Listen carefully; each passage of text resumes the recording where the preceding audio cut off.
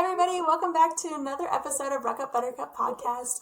We are so excited to have you back, and we are here with another great guest. We have Janeen on with us. She is part of the Veteran Wife Survival Guide, and she's a blog who is actually here to support veteran wives. Because if you heard in our last podcast, we talked about how when you become a veteran, like a spouse, you kind of lose your identity as a military spouse. And so it's really exciting when I came across your Instagram and I was like, there is someone out there trying to show that there are resources available for veteran spouses. And so we really appreciate what you do, and welcome to the show. Thank you for having me. I'm super excited to be here. So would you tell us a little bit about yourself? I mean, you were a military spouse, obviously, prior to being a veteran. So what does that look like in your past?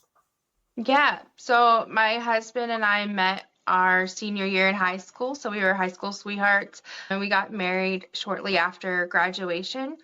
So we really got thrown into, going from being a high schooler to being married and then military. And so it was definitely a learning curve all around for us growing up, and then also just navigating life and the military life, which was very different. There were times where I wouldn't understand why his command was having him do something, and he'd say, don't say anything. You're going to get me in trouble if you say something. So just kind of navigating that and, finding my footing. And then he was in the Navy for almost 10 years. So during that time, I was our family readiness group president for the Kearsarge, and then also as an ombudsman for the Pax River CMA extension. And I just really enjoyed connecting with other spouses and helping them. During our first deployment, I really saw a disconnect of terminology whenever you're thrown into sea duty life and you're new to that.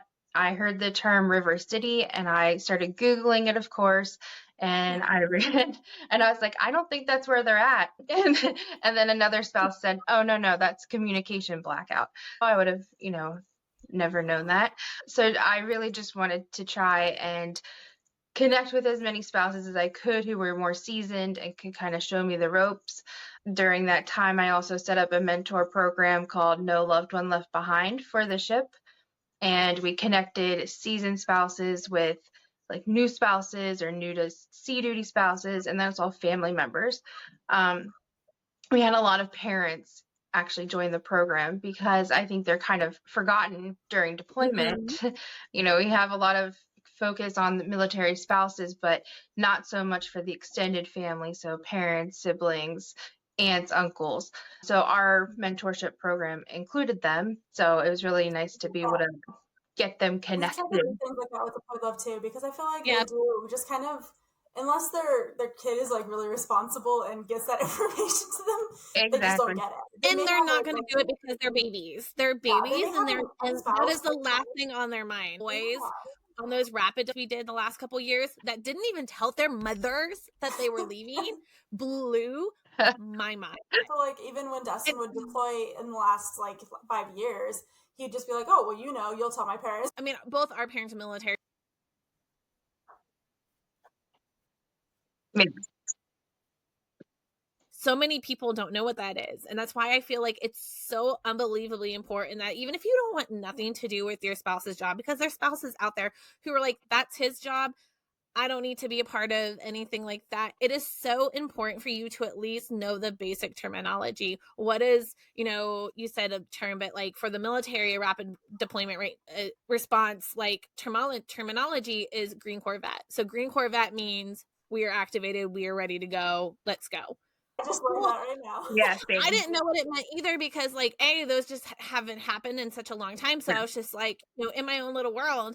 And he showed it to me, he showed me the activation, and I was like, well, what does Green Corps vet mean? He goes, means I need to get to work in 2 hours. And I was just like, fuck, why?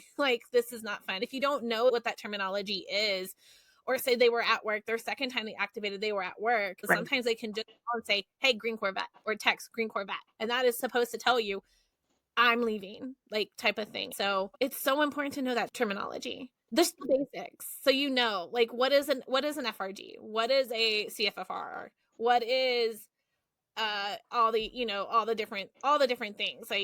if anything, at least learn that little bit. Also know what battalion company your husband serves in, Yeah. his rank. Yes.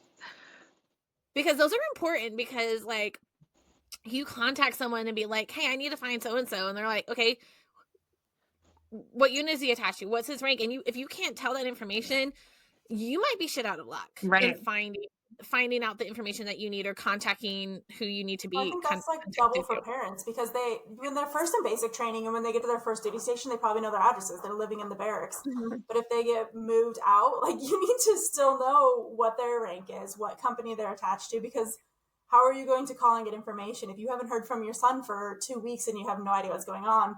You're going to need that information. Well, and I think it's important for families, like if you're a spouse or a family member who's listening, it's going to suck, but you are going to have to be the one that has that conversation with the soldier, because it's the last thing on their mind. Now, granted, there might be some who are very like, oh yeah, Mom, here's my new address. Mom, this is my schedule for the next month. I'll be in the field for a week, so I won't have my phone. So instead of them freaking out because they haven't heard from you and can't get in touch for a whole week, yes, you're an adult, but at the same time, most of these kids are 18, 19, 20. They're still babies. Yeah. Especially to their mamas. So their mamas are like, how are they doing? And the amount of times I've gotten phone calls from moms going like, hey, I haven't heard from him. And me going, oh, well, it's probably because they're in the field, or it's probably because they are at the range today or all week and he just hasn't had his phone. But like having to have someone in that position, and there's not always someone in that position. Right. Like that's, so keep that in mind. If you're a family member, there's not someone always in that position to be able to call and be like, hey, do you know what's going on? Because that is a volunteer position in most branches. Yep. So I don't know. I think it's important to know the important tidbits. You don't need to know everything, but at least know branch. If you don't know branch, then I'm worried for you. Yeah. Unit and rank, like those are like, if anything, know those two things. But the amount of people I know who don't know what unit their husband's in or wife is in, what their rank is astounding. And it really is, like, it really is important, because even if like, I just feel like it's important to know, because like, what if they do rapidly deploy and like you got like, and that your soldier was one of those soldiers who didn't do any of the things that they were supposed to do. They didn't go see the financial department. They didn't go see the JAG office to get a POA or anything like that. And you need it. They're going to need to know that information, because they have to make sure they get in contact with that person downrange. And you know how many John Smiths there are in the military? Like, you have to know. I mean, even Jeremy Brown, like my husband's name is Jeremy Brown. The amount of Jeremy Browns, or just Browns, is a lot. Our name isn't even that, like, yeah, your name. But when we were at Fort Hood, Dustin had another Dustin Johannes at Fort Hood, and they were like mixing up their like uniforms and stuff. And it's like, so it does exist. And even if you have like a weird name, the military is huge. Like, it's small, but it's huge. But they're still going it's small, but it's big. Yeah, just look it up. Yeah. During my husband's time in A school, his grandfather passed away. And so his mom was like, how do I get in touch with him? And she had no idea. And I mean, I was the primary contact with him, but we weren't married at the time. So, I was just a girlfriend. I didn't matter to the military. So I was having to walk her through like, okay, I remember Sean told me if there's an emergency, call the Red Cross. And even then, you have to know that information is spit out. Have all that information. Yeah, like that alone should like be like, if you have to get an emergency, whether they're deployed or like at a training event like JRTC, like a pre-deployment training. I don't know if they do things like that as well in other branches, but in the Army they have what is JRTC, which is they go and train for an entire month and pretend like they are actually. Yep. And no phones, no communication, like to get in contact with them. And if you don't have contact with Rear D or an FRG leader or someone like that, you have to go through the Red Cross, and they're going to need to know that information. So it's just so important to know that information or have it written down somewhere. Especially as you get older, because we've been in so many units, right? Which I don't remember. Well, and especially if you've been like, for instance, like at Bragg, it's like 2504, then like 3 something, and you're like, oh wait, which one am I in now? Like, there are times where you're going to have that, but like, especially in terms of like a deployment or a long training, write it down. Sit down with your significant other and say, okay, what is the information I need to know? Even if you refuse to go to a pre-deployment meeting or be connected with the unit, sit down with your spouse. You physically are going to have to sit them down and say, or your child or whoever it is, and say, okay, what is all the information I need?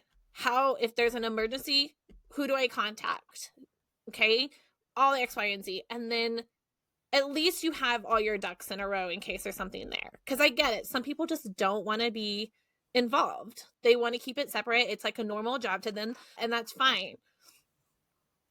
But know that there's also resources out there to help you cope through a lot of these things, whether it's everyday life, whether it's through a deployment, a long training cycle.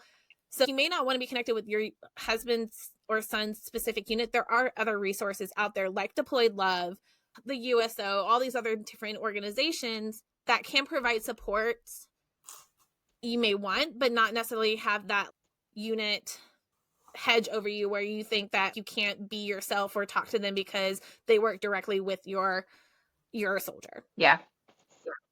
There's workarounds. Well, and I feel like you don't know what you don't know. So just seeking out the information ahead of time and just saying, okay, what specifically am I looking for with assistance? Is it just communicating with them? Or for spouses, is it I need help with childcare? Or for the children who are transitioning into new schools, there's a school liaison and things like that. So I think just educating yourself when you get thrown into that, it can be overwhelming, but at the same time, just asking other spouses like, hey, you know, where can I go for this? And then just Googling compared to back whenever I first started as a military spouse, there's just a plethora of resources available now that just weren't back then that I'm like, oh, like I wish even that just was. social media. Like even social media is a Yes. huge resource. Now, granted, I will say this, take any advice and anything you get off of social media with a grain of salt. You have to do your own research. Oh yeah. Obviously, and then, but at the same time, like, I mean, I feel like we are all fairly young and none of that was around when we were young. Like when we were around, like social media, where to go, like, hey, I'm looking for the X, Y, and Z. Right. So I do think that military spouses nowadays have an advantage. Not only that type of advantage where they are at fingertips away from finding resources, but also their communication with their soldier while they're gone is completely changed. Oh yeah. Even for basic training, like my little brother just went through boot camp and like I was like, my mind was blown on how different everything was now. And like now my husband went through Army, but like I'm gonna assume it's fairly the same type of like feel to it. And I was just like, huh, that's like a really cool program. Like there's like this mailing service now where you can like it, like when you send it in, it like scans the mail into it and then they can like read it sooner. I don't really know. It was very confusing because I was just like, my mind was just going like off in different ways, and I'll have to find what it is because it was so cool. But it's one of those things where like you really do have to do the work yourself. Like there are things at your fingertip, everybody, but sometimes you do have to do a little digging. Yeah. But there are so many programs out there who already have done a lot of the work for you. Which is I mean, Janeen, we talk about your blog. We were looking at the website. Your website has so much stuff. So if you guys go on the Veteran Wife Survival Guide, you'll be able to see she has done a lot of the legwork for you. She has all the resources in there for different things. I mean, you can go on her page and you'll see that she has deployment. She has just like resources for every day. She has resources for veterans. So tell us a little bit about what you do and how you kind of got into creating your blog. Yeah, so my husband got out in 2016, and it was definitely like a culture shock because we moved back home. Yeah, I missed that military sisterhood and community that we had because we lived on base, and so I got to be around other military spouses all of the time, and I was involved. So it was just nice to have that sense of community. Whenever I had my daughters, I have 3 girls, and when I had each of them, I had a military support system behind me. Like for my second daughter, our ombudsman actually came to the hospital and stayed there with me the entire time because my husband was deployed at the time. So it was just that support system that just meant a lot to me. And I'm sure, as you know, like the friends that you make along that journey, they stick with you most of the time. it was good that after we transitioned, I could still talk to them and everything. But as I was getting into the civilian sector, I was entering the workforce again, and I was getting super discouraged because my husband was getting phone calls left and right about, oh, come interview and come do this. And I was extremely frustrated because I'm like, what's wrong with me? Why am I not getting any phone calls? And then again, there's that employment gap for the resume, right? Like if you've been a stay-at-home mom, or because you're moving around so often, there are gaps in the resume that really hinder your opportunities at times. And so I was faced with that challenge, and luckily I came to Fiserv. It used to be First Data, and I happened to interview with two veterans that were hiring managers, and that changed everything for me just for an employment standpoint, because they understood the gaps. They saw like my volunteerism, and they accounted that for, my leadership skills and how that transferred over. So that was huge for me just right there. I was sitting around a bunch of different people, and I remember one girl saying to me like, oh, officers make so much. I don't know why they would need housing allowance. My husband was not an officer. And it was just sort of like the ignorance of, you don't know unless you've been in the position. Yeah, and you don't know what everyone else is going through. You don't know if they have child support or they're providing support for extended family, like their parents live with them, things like that. When I hear comments like that, I'm just kind of like, does it hurt you? Why are you commenting on it? What does that do to you? It's not going to make your payment go up any higher if officers don't get it. What is it to you? Everyone's different. Yeah. Like sometimes there is a lot of ignorance in a lot of those, and I think that's like one of the things that I don't like about social media is there's so many people out there who are going to be so quick to say whatever there is on their mind without any type of like, not repercussion, but like, nothing's going to physically hurt them. Like nothing's going to physically, like someone may comment back going like, you're dumb, things like that, but it's not going to be, to them, it's just going to be some words. And I feel like that's just kind of where we're at in that stage of social media. So again, like when you're looking online and stuff like that for things, you do have to take, you have to take whatever's sent your way. Yep. So if you're asking a question, be open to receiving that information, but take it with a grain of salt. Like you have to don't take everything to heart, because every individual is different. Every family is different. Every soldier's career is different. And that's really important to remember, because even like veteran, like getting out of the military and going back into the workforce, even like spouses like who are still currently working, like looking for jobs, each moving location deals with that. And then your resume looks like you move every 2 years. And then if you don't put on there that you're a military spouse, it can be kind of a conflicting thing. It could help you, and it could also be like, other military spouse, we don't want to hire her because she'll be leaving in 2 to 3 years. So it is really hard for spouses to find jobs, whether it's while in service or after service. So the culture shock is super real. We got out around the exact same time. And I didn't end up going to look for a job because my husband transitioned kind of like the civilian sector. So we kind of still play the same game. And luckily, it kind of left us at a branch where we were at Fort Bragg, and we were still surrounded by the community. So it makes a huge difference. I can't imagine getting out and just fully moving back home or somewhere really far away from military. Is that what you guys end up doing? Yeah, we moved back home. I mean, I still have a few of my friends from high school here, but as you know, like you grow up and you kind of grow apart, and they don't understand the lifestyle that you live. They don't, I mean, my husband and I would joke all the time because we'd see people saying like, oh, my husband's going away for a week. I don't know what I'm going to do. And we would laugh and be like, okay. My husband just left for a business trip a month ago and got back this past weekend. And one of his coworkers said, how's your wife holding up? And he's like, dude, she's fine. She doesn't care. It's only a month. Like we've been apart for way longer, but it's just the perception of, to them, it's a big deal. And I have to remind myself like, okay, well, to them, a week is long. To me, that's a in general, hanging out with the civilian side is weird, even when you're in the military. And I lost in the last couple of years a really good friend because of things. She would be like, well, I think you guys are doing really bad things for your kids, traveling and moving all the time. Like, how are they going to have any stability? And I'm saying, like, you can't judge that because this is the life we did choose. And Mm-hmm. yeah, it is hard on our kids, and I know that it is, but Right. they adjust really well, and you'll realize that you got so much experience out of it that as a military kid, like, it's true, like, there will be times where, like, you'll absolutely hate it, and not every experience is the same. I mean, I moved a ton as a kid. Like, by the time I was 18, I think I moved like 12 to 13 times. But my husband grew up military, and he didn't do that. Like, he maybe moved a bunch when he was itty bitty, Yep. but by the time he was in second grade, third grade, he stayed in the same spot. Now his parents moved around and did geo-batching, but there's other ways around that if that is really important to keep your kids stable.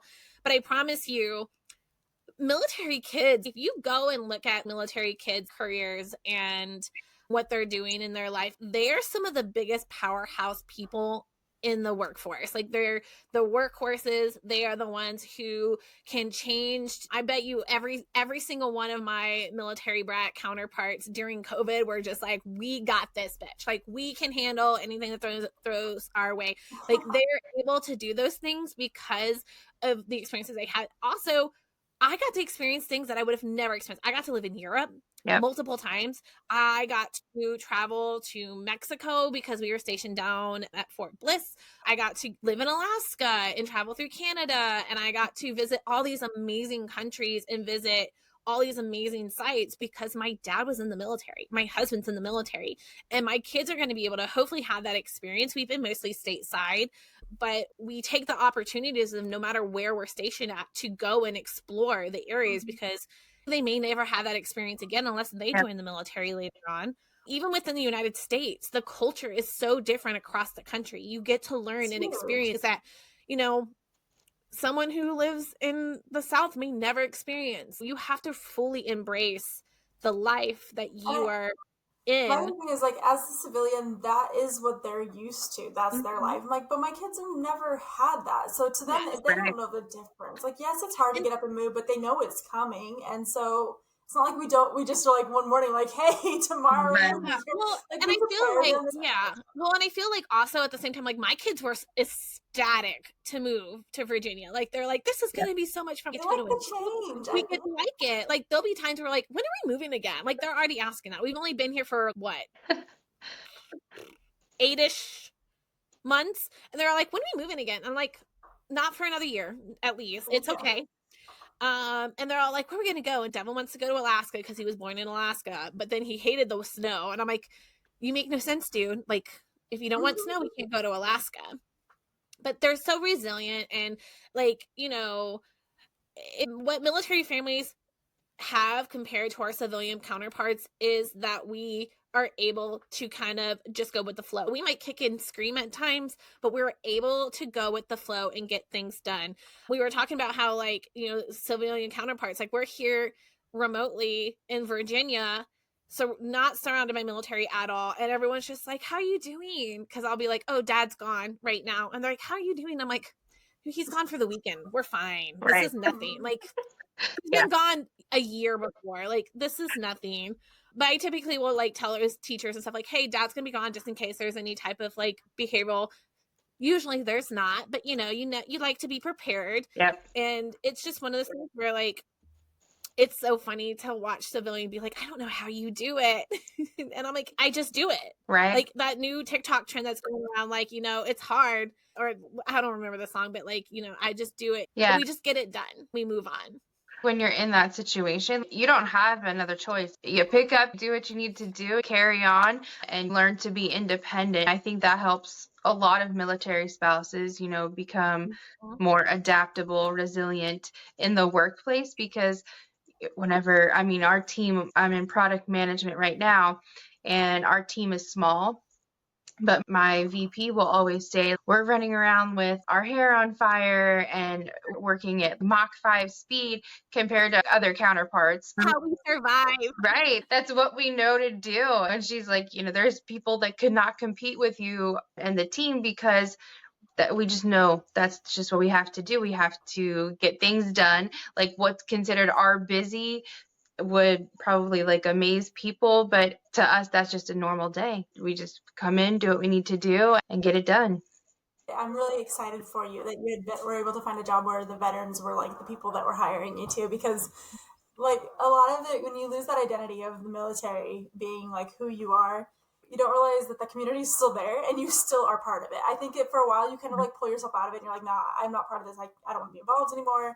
And then you're like, you meet people like that where you're like, oh, so my military community is still here and this helped me get a job because they understand where I came from and who I am. Yeah. But It's I feel like cool. once you're part of the community, you're always a part of the community. Like whether you're retired, you do 4 years, you do 20, you have experienced the things that have gone that no one else goes through, and so you're always a part, which I think is like why there's so many different organizations out there like Deployed Love and all these other things that like are open to anyone who is military affiliated. Like, hey, like you're more than welcome to join us, because you know the hardships, and it doesn't just stop. I haven't experienced the part where we've transitioned out of the military yet, but I feel like it just doesn't stop. Like you still are dealing with, you're just dealing with a different scope. Like now you're learning a whole new life. Like you're learning that, you know, I don't have to be up at 4 a.m. to go to PT in the morning. And I'm not working until 8 p.m. because someone lost a pair of nods. You're learning a whole new life. You're learning each other, like how you're going to transition together. Not only you and your spouse are learning to be new, different people, because you are learning to be new, Yeah. different people, but you're also learning how to be new people together because like we're here on a special duty assignment and Jeremy's home all the time. Yeah. And I love him with all my heart, but I'm also kind of like when he's like, hey, I'm gonna go do this, I'm cool. Like, because I'm so used to having some alone time, and it's been great to have him home because he's home and he's able to help out more. But at the same time, it's been a transition for me because I'm so used to handling everything, and I've been able to pass things off, but I haven't passed everything off because I know it's going to go right back to me handling everything. So I'm still kind of just like in that weird in between. And so like when you transition out, there's a lot of new things. It's a whole new world. Yeah. And well, for us, like we were navigating the veteran network, right? And like my husband goes down to the Martinsburg VA for his medical. And so that was, you know, an experience. Like there's times I'll go with him and I'm like, oh, like, okay, well, some of the stuff's true about the VA. Glad to see they're improving it. But, you know, it's just navigating that part of it and then connecting with other veteran spouses. So whenever I did go into the workforce, luckily they had an employee resource group called the Military Leadership Council. So I ended up taking the lead on that back in 2017, and I've been leading our site's chapter ever since. And that's just been like a tremendous help for me because that was really a group of fellow spouses, veterans that all shared the same sentiment with me, like, hey, you know, it's a culture shock at first, and then you connect with one another. And so, I mean, I also started reaching out in the community to say, okay, how can I get involved just in my local community? So I ended up taking over our combined Veterans Council. So we do like the Memorial Day parade and ceremony and just getting more involved in that aspect.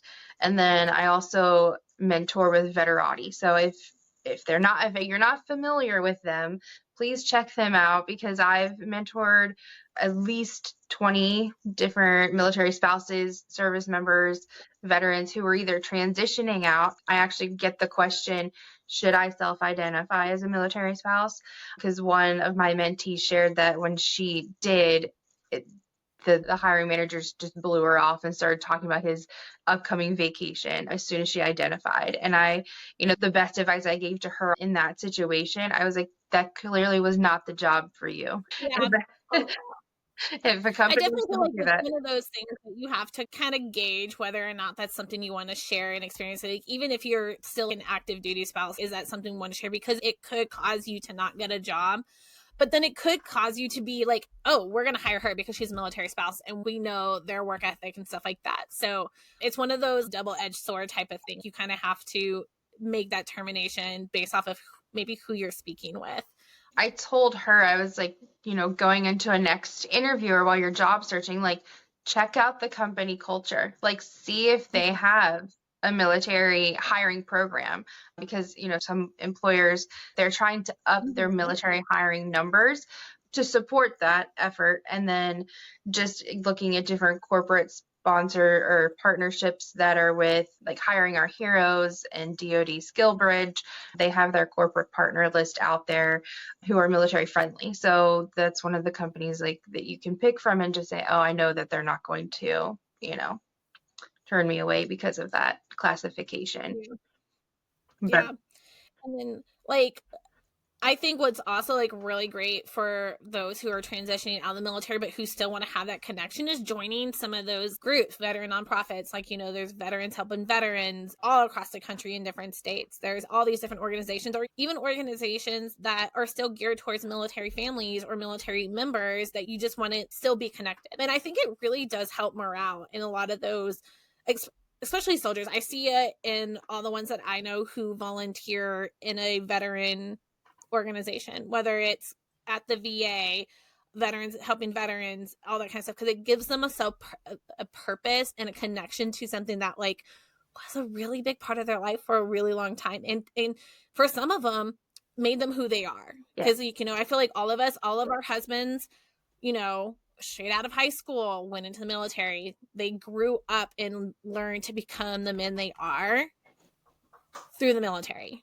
And so having that connection is important. Just, especially if they've gone through deployments, PTSD and things like that, like they need to connect to other people who still go through that. And if you're in a civilian area where there's not a big presence of military, just other than those few veterans that are in that area, then it could be really lonely and it could feel really isolating, because no matter how you connect with our civilian counterparts, they're never fully going to understand the scope of what we go through on a daily basis. So it's important that you find you're leaving one community, but there's still another community that can still be a part of. And I'm sure if you move someplace that there's in person, it doesn't have to be for veterans. I got out and I found that I had more of an opportunity to just look at the military life from the outside and see what they actually needed.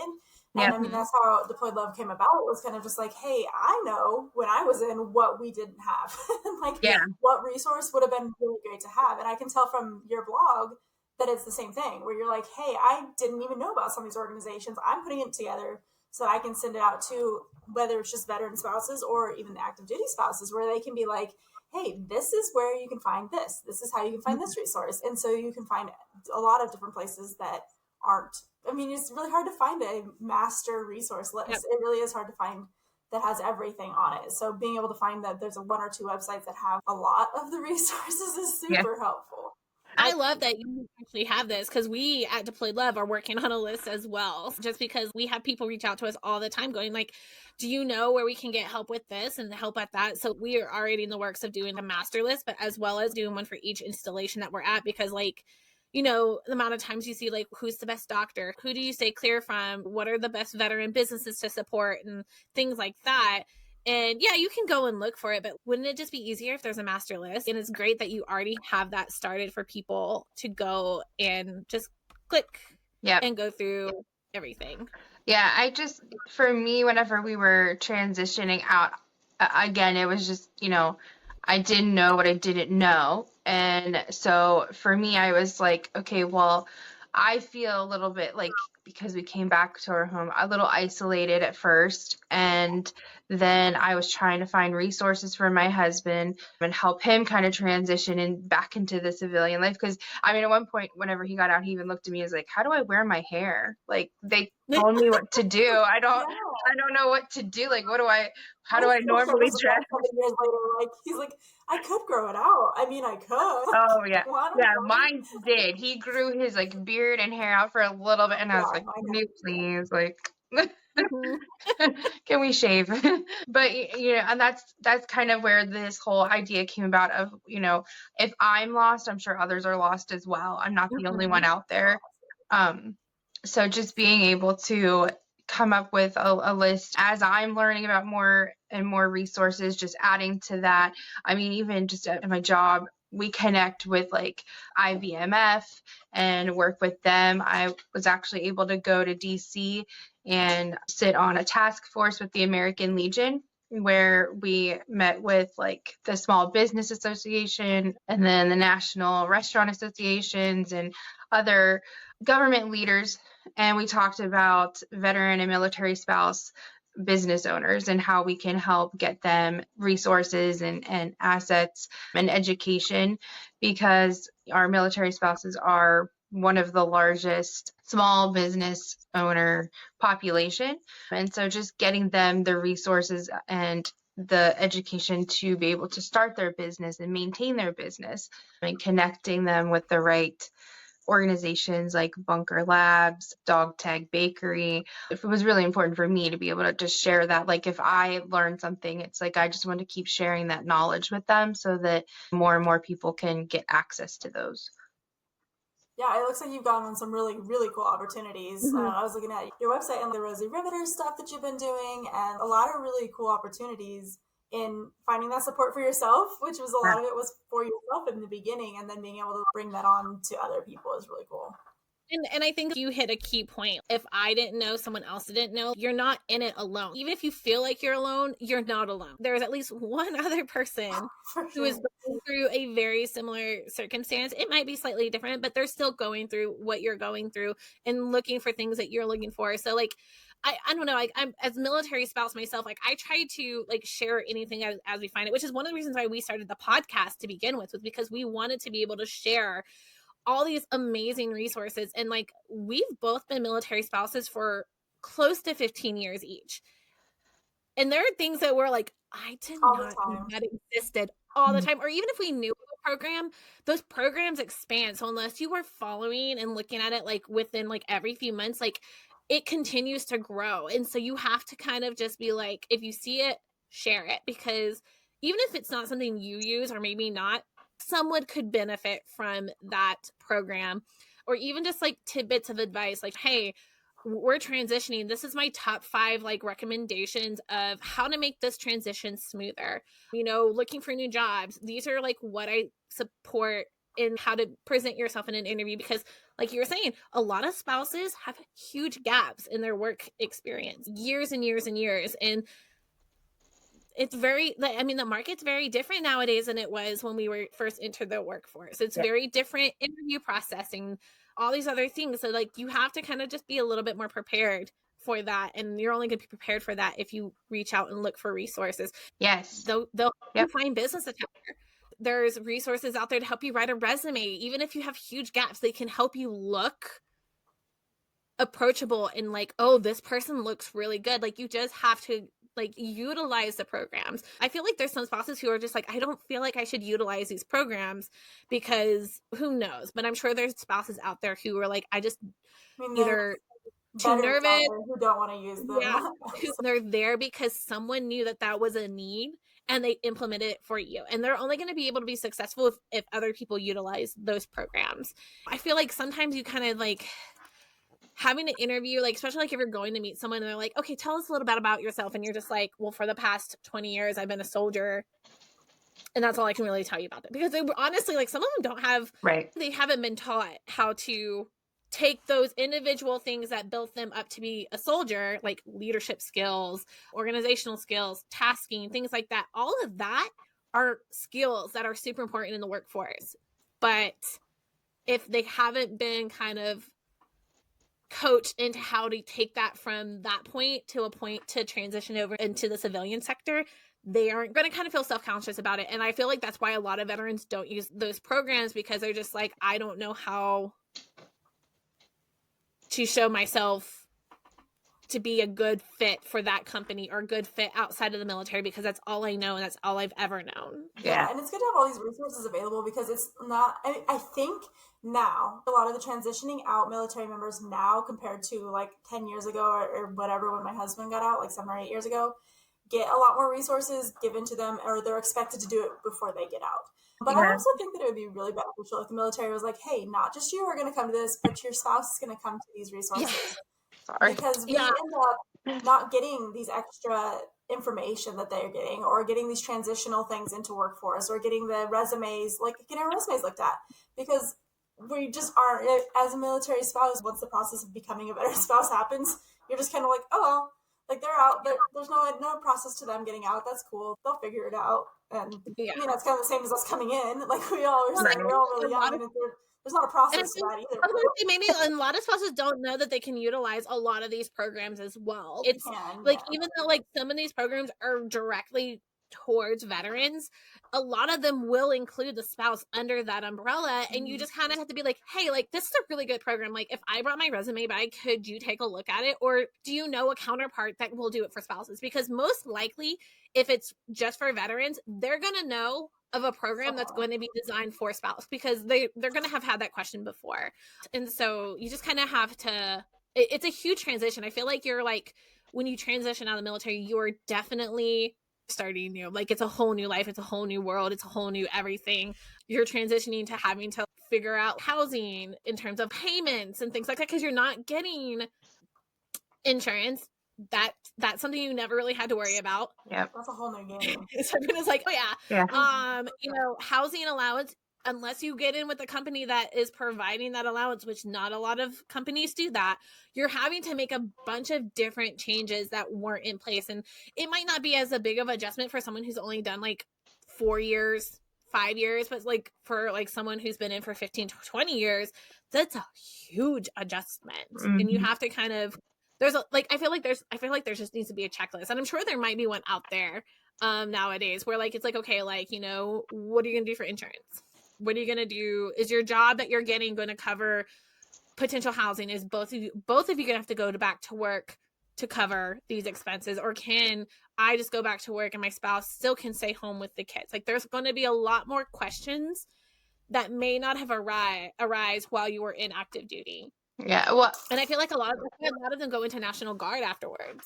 yeah, I went along with my husband to his TAPS class, so his transitioning out class, and that was held by the Department of Labor, and they walked through resumes, but really that was geared towards the service member. And I'd raise my hand a few times. What about me? What do I do in this situation? And they did talk a little bit about how to transition and translate your skills from the military over to mainly federal jobs.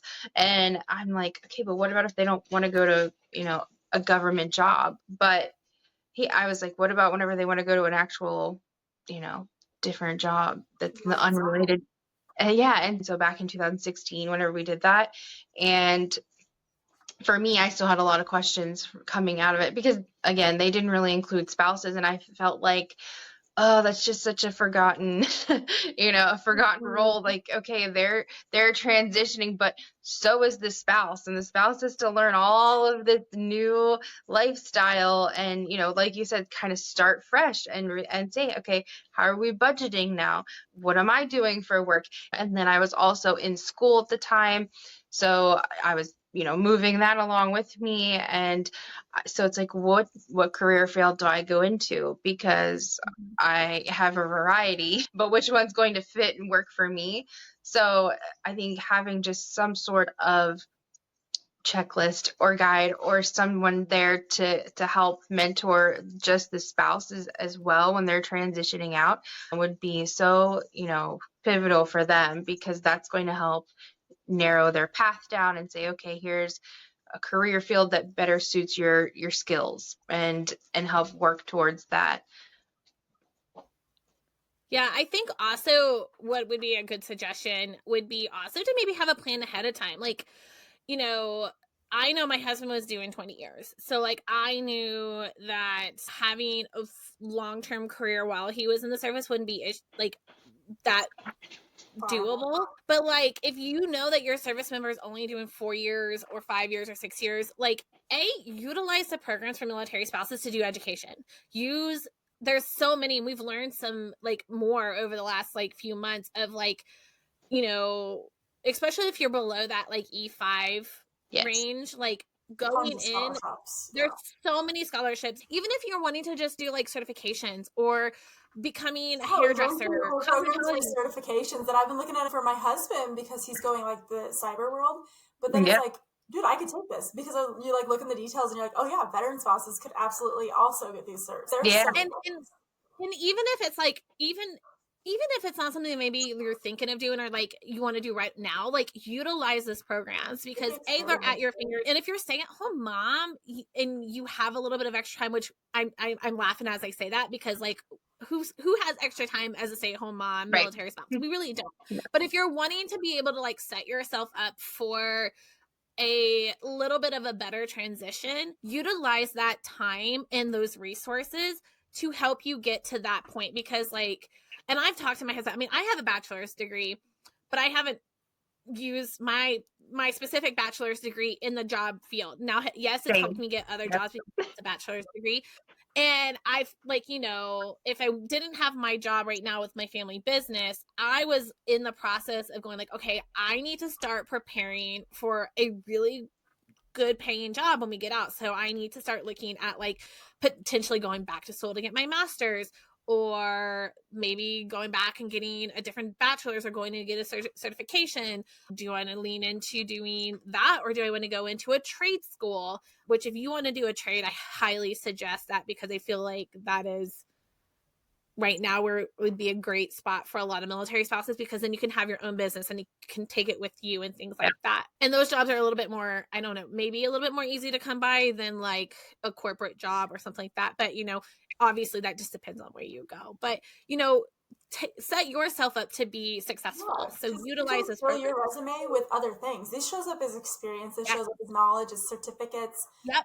Janeen, you were talking about how you're volunteering. It shows up as, you know, leadership skills. Yeah, so you can to prepare yourself to go back into the workforce, like whether it is volunteering to help build your resume, which I think is a great way for military spouses. If there's military spouses out there who say they want to get into the marketing sector or social media or graphic design or anything like that, look into nonprofits, look into volunteering, because yeah, it's a volunteer work, but you're building your resume. And that's good. Like if you can say, well, I didn't have an actual job, but I volunteered for 4 years with Deployed Love doing marketing, and they can go back and look at all the marketing, they're gonna be like, that's our girl. That's our dude. Whoever is a job, you just don't have a salary. And they're all going, and they're going to be able to give you references and things like that. So I feel like that is one of like the best things, that if you can't physically have a job because time commitment, kids, which is a huge one, which is why like, you know, a lot of people can only volunteer because they have to bring their kids along. Find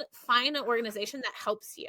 I know most of our volunteers for Deployed Love are moms who want to get back to the community because it's their community, but two, they want to be able to have something that you can help them better themselves, build their resume and things like that. So that way, when they do want to go back into the workforce, they have something tangible on their resume and not just a huge space gap. And it's a great way to fill that, especially if you're doing like certifications and schooling, seminars, things like that. For a nonprofit, because I know, as having run it with Ashley, that we get access to a lot of free training that you would have to pay a lot of money for. So if you're volunteering for us and you say, hey, I seen this on this website, and we'll be like, sure. I mean, we'll sign you up. If it's free to us and it's free to you, then by all means, get your certifications through us. So a lot of nonprofits do have access to things that you wouldn't have access to on the regular. So you just have to take advantage of it. Yeah, I just completed my Onward to Opportunity coursework that's with IVMF and Syracuse University. So it's free for military spouses and veterans and service members. They have a variety of different certifications. I got mine in project management just as it correlates with my job right now. So I was like, well, what better way to boost my resume? But if you're just looking to maybe get into cybersecurity or coding, or even they had human resource certifications. So just to go in there, they will give you a cohort. You'll have about 6 months to complete your work. And then at the end, they pay for your certification. Nice. Yeah. And I always recommend LinkedIn. It's for military spouses. They get access to LinkedIn Premium, which will open up LinkedIn Learning, where they can do any certification courses. Yeah, I've done like Python coding course, Agile and Scrum. And I didn't know that. Yeah. I'm kind of at this point in my life where I'm like, I don't know where my future looks. I don't know if I will go back and get heavily back into deployed law. So I'm Yeah. excited to maybe go through and browse what they have, because that would be really exciting to just try something new for a while and see if it fits into my life. Well, I feel like I made this mistake. Like, I didn't utilize a lot of the programs because I already had a bachelor's degree certification, anything like that. And I was just like, I am kicking myself in the ass so much, because I'm just like, why did I do that? Like, I could have easily had utilized these programs, but because now my husband's too high of a rank, I don't qualify for a lot of the programs anymore. And so you really, like, if you have the opportunity, do it, because who knows what you want to do 10 years down the road. Like, do I want to do what my degree is in? Not a chance. Like, I have no interest in it anymore.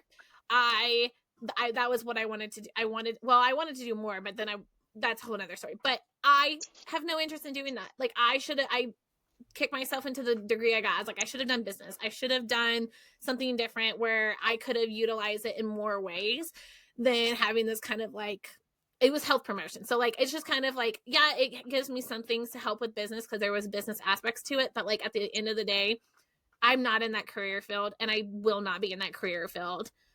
Cool. Right. But I wish I had utilized like my CAA and all these other different programs that have all these great, whether you get your associate degree or certifications or anything like that, it could really help. Finding a job. Like, I mean, you can get a real estate license. I would not suggest a military spouse right now to go get a real estate license unless you're in an area that they are needing for those.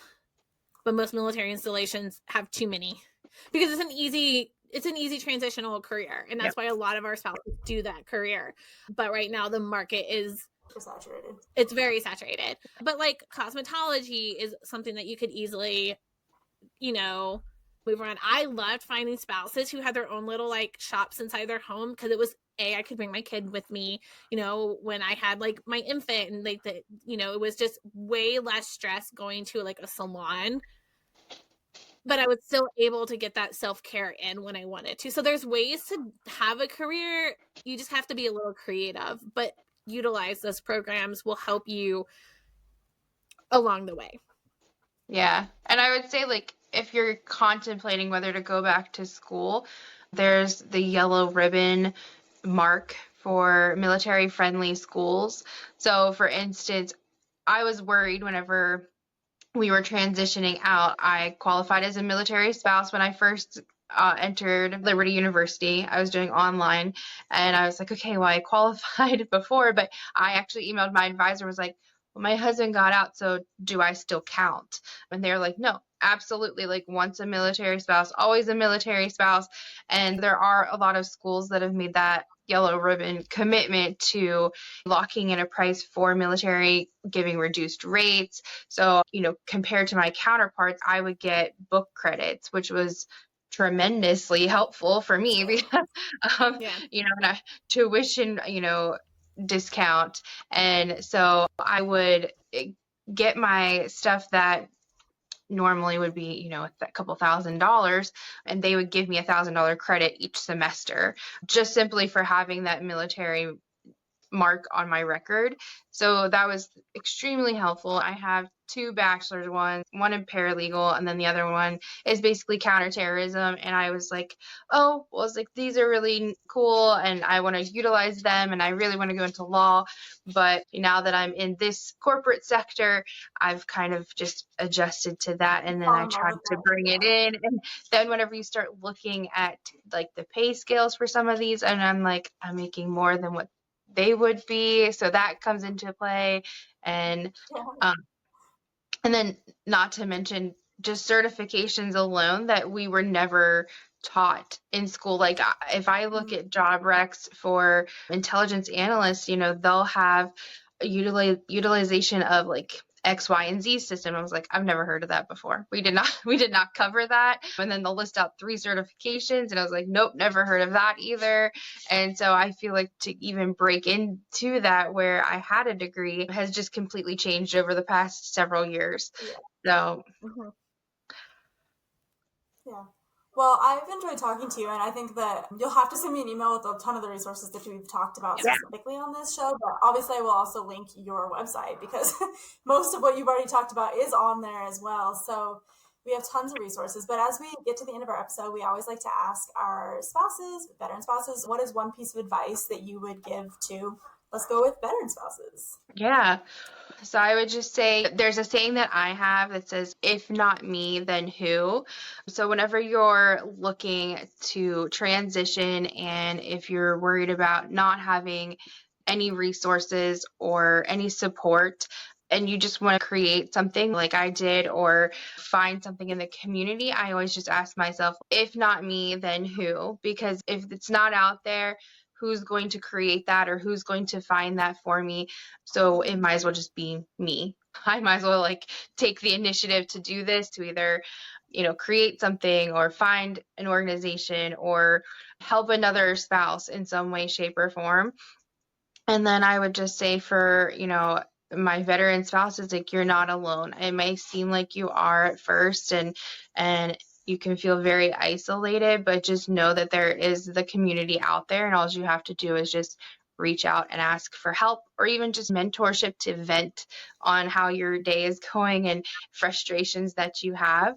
I think is really important because my husband and I would talk, but he really wasn't understanding my side of things because he was getting set up with his part. So just reach out and ask for help if you ever need it. Yeah, I think that you feel like you lose your identity, but you don't have to use labels. So I don't know if a lot of people within that knew me from Deployed Love even knew I wasn't active duty military spouse, because you don't have to tell people that. You're still part of the community, and if you're supporting the community, the reality is it doesn't matter if you are, because you still care and love for those people. So don't feel like you lose the military community or that you don't belong in the veteran community just because of a label. A lot of my friends are women who are veterans and they wouldn't know that I wasn't. Like if I go to veteran things, like it's the same thing. Like as long as you're there to support and you're there to commiserate in things that we've been through, the label doesn't matter as much as just the heart and like why you're there. Well, it was so lovely for you to join us. I've really enjoyed getting to know you, and hopefully we will continue to kind of work together through, but also maybe through Deployed Love as well. If you wanted to reach out, we can definitely get you hooked up with some of the resources that we use as well. So thank you for coming on. I hope everybody enjoyed the show. We know that we want to support, like we just said, no labels. So we want to support veteran spouses too. It's not just the active duty military. So we hope that you guys are enjoying the show and continue to come back. We have amazing, amazing episodes coming up. We are like booked almost through the rest of the year. So I'm super excited. But like we like to say, Ruck Up Buttercup.